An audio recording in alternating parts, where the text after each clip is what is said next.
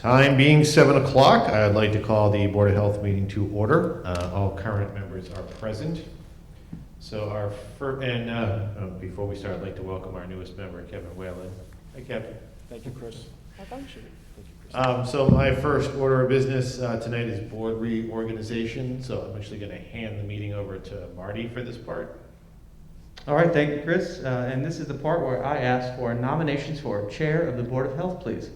I'd like to nominate Aaron Christian for chair. I'd like to second. I hear a nomination in a second. Do I hear any other nominations? Hearing none, I will take a vote on Aaron Christian to be the Chair of the Board of Health. All those in favor, please say aye. Aye. Aye. It is unanimous. I will turn the meeting over to you, Aaron. Congratulations, sir. Thank you, Marty. Oh, I can hear myself. It's cool in here. At this time, I will now take nominations for Vice Chair. I'd like to nominate Christina Pfeiffer. I have a nomination for Christina Pfeiffer, and I'll I second believe that. Kevin has seconded. Do I hear any other nominations for Vice Chairperson? All those in favor of Christina Pfeiffer, please say aye. Aye. Aye. Aye. Okay, it is. Aye. Okay, yeah, it is unanimous. All right, and I believe that is it. So, Christina, congratulations. Thank you, gentlemen. Congratulations, guys. Next item on our agenda is board vacancy discussion/vote. I'm actually going to turn that over to Marty, if that is all right, because I believe you had information on that. I sent everyone the vacancy in office paperwork for that. If anybody didn't get it, I sent that in an email on Thursday. I have a copy here if you need to see it. Basically, it says that the board needs to let the selectmen know that they have a vacancy that they have filled, and then you need to submit that in writing to let them know that that is a vacancy. And then after that, they'll post it. Then you'll have a joint meeting to vote on whomever they select, and did majority rules for all of the boards combined. And that's all on here, so I don't know if you want to vote or do anything for that. That's up to you. Do you think we should take a vote to let them know, or should we just? Put it forward. Yeah. I'll make a motion to notify the selectmen of the vacancy on the Board of Health. I have a motion to notify the Board of Selectmen for a vacancy on the Board of Health. Do I have a second? I'll second that. I have a second from Chris. All those in favor, please signify by saying aye. Aye. Okay, I believe it is unanimous. So we will notify the Selectmen that we have a vacancy on the Board of Health. Quick question. Yes. Just for an alignment, do we have a certain person on our board who's going to take that action? If not, I can volunteer, or I can draft something and work with you, Aaron, on that. I mean, Marty, unless that's something you want to do, would you prefer us to send something, draft something up, or? I believe that you could just draft something quick. It might even only need to be an email. Okay. Yeah. All right, we can work on that then, and Okay. get that taken care of. I'll draft something. I'll email to everybody for refinement, and if we're good on Aaron maybe as our chair, send it forward. Sure. And I think they have to post a vacancy. They have to have the meeting, just announce that there will be a posting, and then they'll post a vacancy at their next meeting. And then the subsequent meeting, they'll go over all of the people who have applied, and then you'll vote on the one that you believe is the best fit for that position. Right. Thank you, Marty. So we will get that taken care of. Christina and I will work together. Moving forward, next item on our agenda is table from our last meeting. That is meeting agenda logistics. I'm going to turn that back over to Christina because I believe we left off with her last time on that. Yes, so just 2 items today, just for us to align as a board. One is just our meeting cadence, and the other is e-signatures. So just to bring Kevin into the loop out of respect, the way our current, I'll do the e-signature first because that's easier. The way our current process is, we meet, we have our minutes finalized by a vote, and after they're finalized by a vote, our president signs those off by hand. So one of the items I wanted to bring forward for logistics is switching to an e-signature. Essentially, it's just a procedural change, but it would save our chair from having to go into the office, and he could just do an e-signature through email. So just wanted to open up if that sounds okay to move forward. I will say that I talked to the IT department. They don't have an e-signature contract, and we would have to pay for it. If I were to find, okay. So we could table at this time, and I can look to find a vendor for that? Yes, I mean, we can certainly look into that, but just, they'll still have to go through the whole process of budgeting and all that stuff for it. That makes And the sense. problem we had was if you didn't use it a certain number of times, it was very cost inefficient. Because we would be the only department or board that utilizing it, so it was just one of those factors that the IT did not have anything about that, so we would have to do that part, locate who it is, and then come up with a way to pay for it. That makes sense. This might be a change that would be good for our overall town, so. I am all about leveraging technology to make our lives easier, so if we can, we should definitely do it, and I will 100%. So if it sounds fine to the rest of the board members, and I won't close this, so everyone has a chance to speak if they want, I'll look into vendor options and maybe look at our town structure to see how we can kind of bring this to the greater town management, because this might be something that would really benefit everybody overall, and it's not really critical on our side right now to get this done. My current employee does use e-signature for all their departments, so I will check and see who their vendor is and let you know. That'd be great. I've worked with DocuSign in the past and Dotloop, both of which I think are fine, but I have no idea about the fees. Aaron or Chris, anything on that? I have nothing to add, Chris. Adobe also has a E-signatures, no. Yeah, not an it was Okay, second item, I just want us to get a line for logistics if Mondays aren't available for meetings. Our normal cadence is we meet on Mondays. If Monday's not available, it's just us kind of agreeing as a board what we want to do. I think the two options are, we either have it that following Tuesday. I think that used to be like a scheduling barrier to people in the past, but might not be now.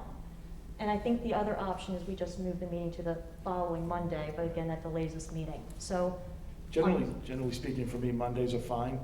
There's going to be a few times as I have commitments at my job where I have to go to other meetings at the local municipality that I'm employed by, but for the most part, Mondays are fine.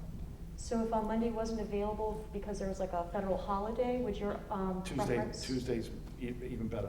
Okay, so moving to Tuesday would be like the option for Right, yourself? Right. Aaron, anything on your side, sir? So I know for Chris and I, Tuesday is usually an issue, so we've advocated in the past, and I believe that our last board voted to move to the following Monday, so Yeah, that's still something that works for everybody. I know that we would advocate for that. Not to That's fine. speak for you, Chris, but. Yep, no, I The second. following Monday's fine with me too. Okay, and that's fine for myself as well, just as long as we're all aligned. So I think what we're doing is, you mentioned it had earlier been voted on, so it Yes. sounds like we're just today just going to, I don't think we need another vote, but just confirm that if Monday's not available, the board would like to meet the subsequent Monday moving forward. Sounds right. All right, that's all my logistics stuff, so I'm done. Back to you, Aaron. Thank you, Christina. Is there anything else to add on meeting agenda logistics? Hearing nothing, we can move on to our next agenda item, which is COVID-19 update. I'll turn that back over to Marty. Thank you, Aaron. Right now, the town has 25 active cases, down from, I believe it was 48 the last time that we met, or maybe even more. This is the trend that I can really get behind. We have, that's almost a half reduction in our cases, and only 27 residents actively in quarantine right now. And that's, the state is trending in that direction too. I did not see before the meeting, I did not see the state's numbers for today, but yesterday they posted the lowest numbers in a long time. It was the first time it's been under 800 in a very, very long time.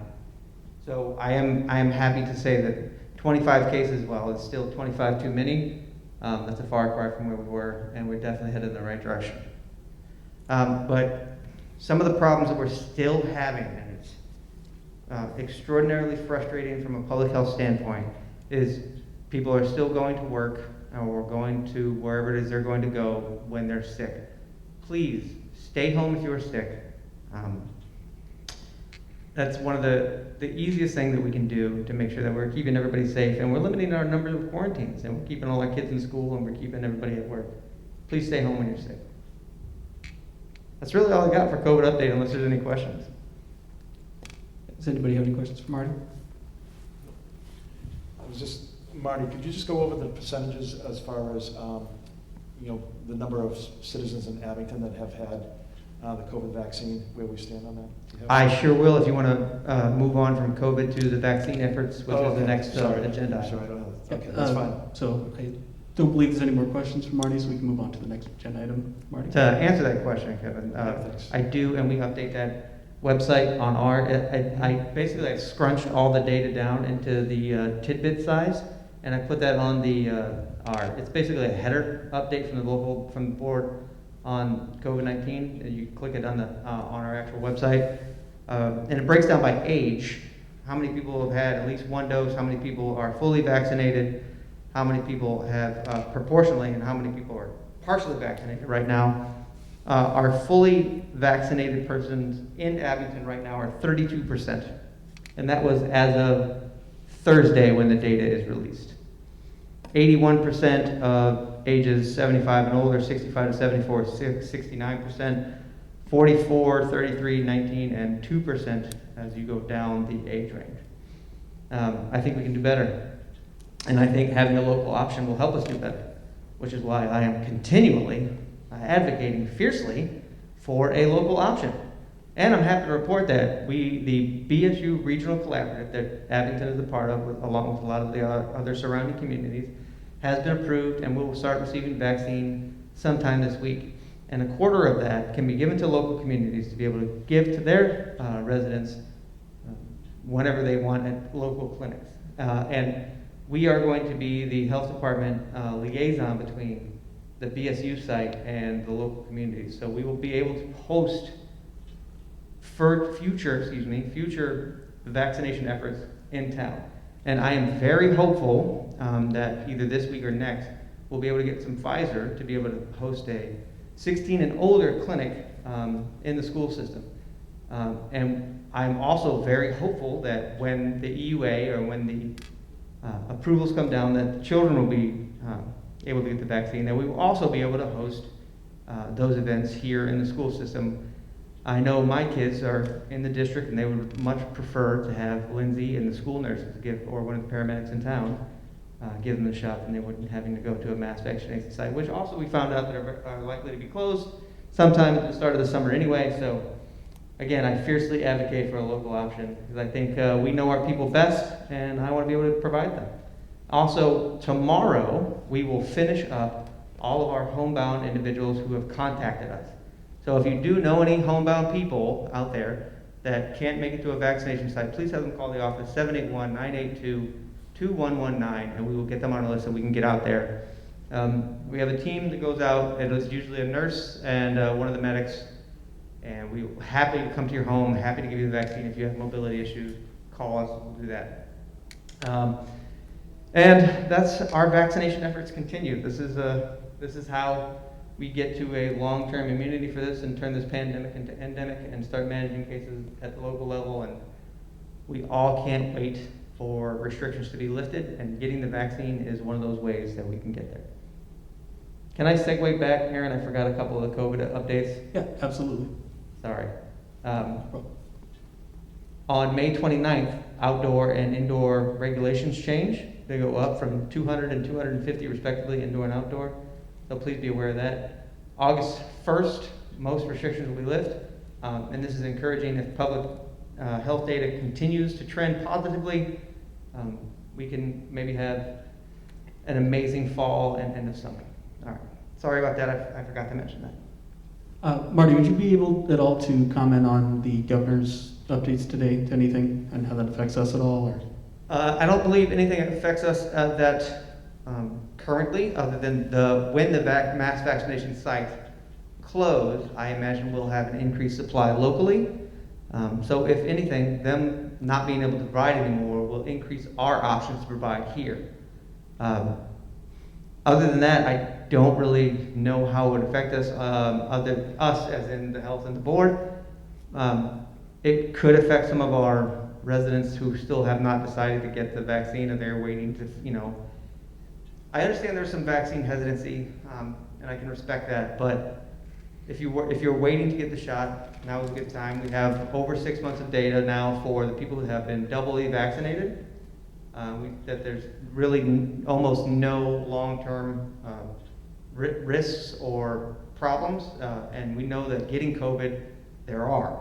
So I'm hopeful now that a lot of the people who were hesitant in the beginning and weren't able to make it, or decided that they didn't want to go to one of those sites, and now that you're shutting down, we'll be able to provide it. I think that's the one thing that will be our takeaway from the governor's statement tonight. I may have missed something, but I think that's the Cliff Notes version.